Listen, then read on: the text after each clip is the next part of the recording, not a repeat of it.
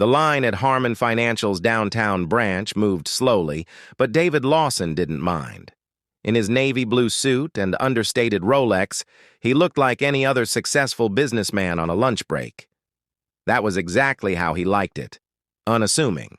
No entourage, no fanfare. When it was finally his turn at the counter, he stepped up and smiled. "Hi, I'd like to make a cash withdrawal. $12,000, please."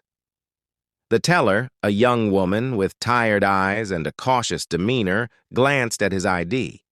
She blinked, then frowned. "One moment, sir," she said, vanishing through the side door. David sighed. He had a board meeting in less than an hour. He tapped his phone. Emails buzzed in. Deals, contracts, the usual. He had built Harmon Financial from a cramped office with peeling wallpaper and a used laptop. 15 years of grind, 27 branches nationwide, over 500 employees. This very branch, this pristine, glass-walled building in the heart of Atlanta, was his first, his flagship, his pride. And today, all he wanted was to withdraw his own money. But when the branch manager arrived, things took a turn. She was in her mid-40s, with sharp features and an even sharper tone. "Sir," she said coolly, not even offering her name, "we can't process a withdrawal of that size without confirming your employment status and account ownership. I'll need you to step aside while we validate your identity." David blinked, confused. "I'm David Lawson, CEO. This is my company's bank." "I'm sorry, but without sufficient proof, we can't." "You're holding my state ID. It matches the account, and I'm literally on your internal board list. Check the system." She didn't budge. Instead, her voice lowered. "This policy is for security. We've had incidents." He knew what she meant. It wasn't the amount. It wasn't protocol. It was him, his skin, his presence, his refusal to look like a CEO.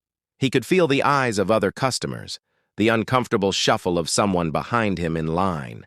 His heart pounded, not from anger but from the familiar sting, the disbelief, the erosion of dignity. He stepped back, took a breath, then quietly said, "You've got 9 minutes." She scoffed. 9 minutes for what? He smiled. "To call corporate." She laughed. He didn't.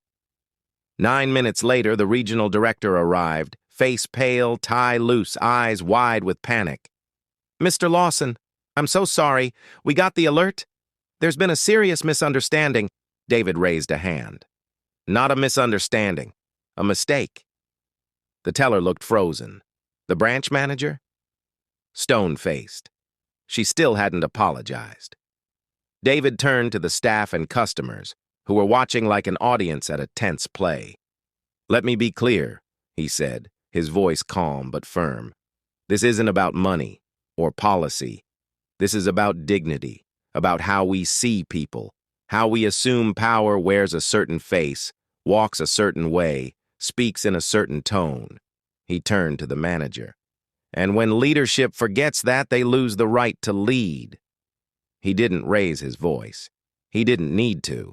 The regional director nodded grimly. The manager was relieved of her position on the spot. What came next wasn't vengeance. It was vision.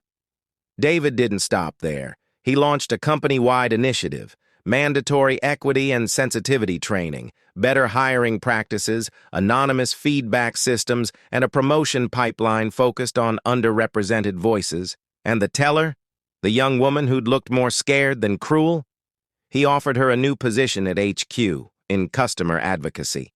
She accepted, with tears in her eyes.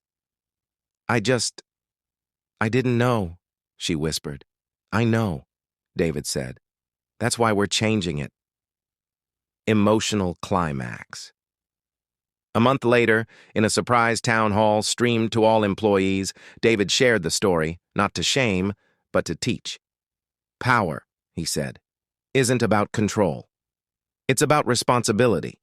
The world doesn't change through anger. It changes when we lead with humanity, even when we have every reason not to." He paused. then added, especially then. Final message. In a world quick to judge by surface, it takes courage to look deeper. Sometimes justice isn't loud. It's calm, it's steady, and it shows up in a tailored suit, asking for $12,000 and refusing to be treated like less. David Lawson didn't just fire a manager. He fired up a movement. Because real power isn't about putting others in their place. It's about lifting them to a better one. Lead with respect. Lead with heart.